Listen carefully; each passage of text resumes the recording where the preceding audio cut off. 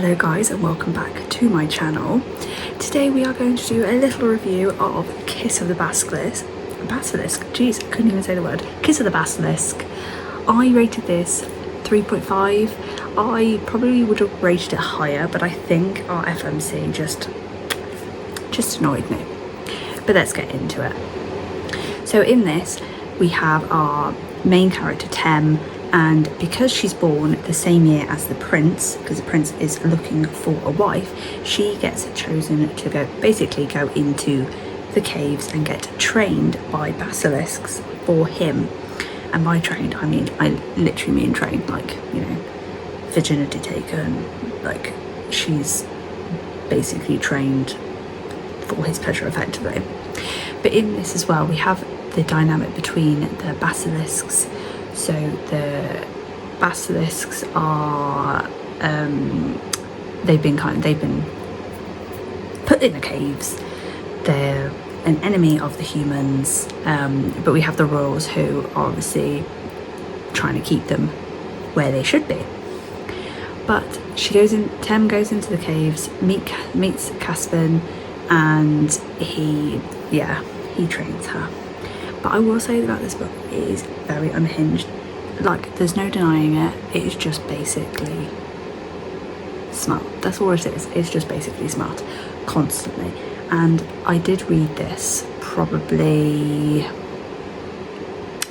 I want to say like earlier on in the year maybe, and I think I got to about 170 pages and I was a bit like, no, I've had enough now. But I think at the time I'd had like smart book after smart book. I'd had smart book after smart book and I was a bit like, yeah, I don't want that anymore. So basically just restarted the book and went from there. I'm now 60% through, so I haven't got much to go, but I don't know how to describe it really. Like, I mean, I am enjoying the book. The smart scenes are like constant, like for a girl who has just lost her virginity, Jesus Christ, she's no, I don't even want to go into it, just no. But to go on to a few of our characters now, Caspian is the Serpent King, and I think that's what it calls it. Gosh, I just read the book and I can't even remember. He's the Serpent King, and all of his students have always got chosen to be with the prince. I will say for his character, like, he's supposed to be a basilisk that can't lie, but he does lie to her quite a lot, but it's not like blatant lies. It's more he just doesn't tell her stuff, or like withholds the information, which for me, I'm just like, you're shouting at him through the book, and just tell her, just be honest, it is not going to make much difference to your life. And then we have our other like MMC like love interest, because this is really like the trope is like a love triangle really.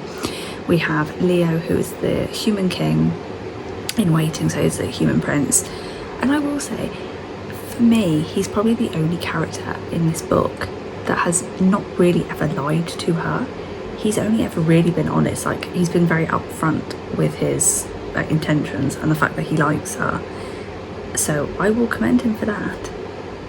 But she does go back and forwards between the two men, which does make me go, it is very much like a boomerang.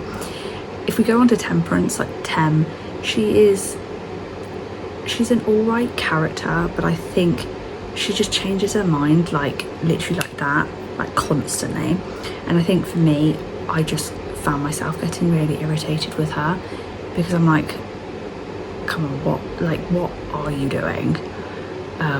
She decides she doesn't like him, doesn't like that one, then she likes him, oh, then she wants to affect him, and you're just like, no, why?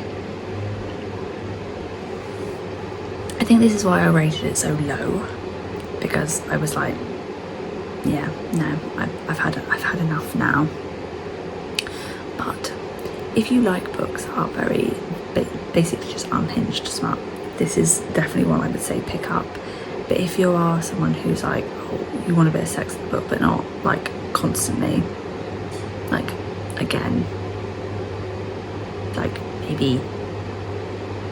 maybe avoid this one. But yeah, that is my unhinged review, and I'll see you in the next one.